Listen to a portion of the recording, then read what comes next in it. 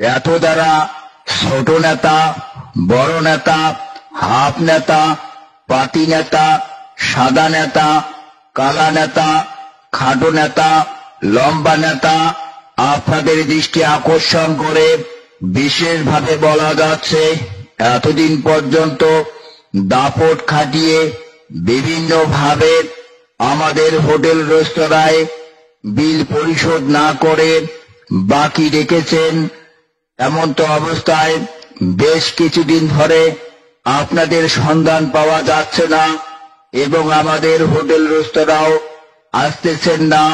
আপনারা যেখানেই যে অবস্থায় থাকেন না কেন, আমাদের হোটেল রেস্তোরাঁর বিল বিকাশের মাধ্যমে পরিশোধ করার জন্য বিশেষভাবে অনুরোধ করা হচ্ছে।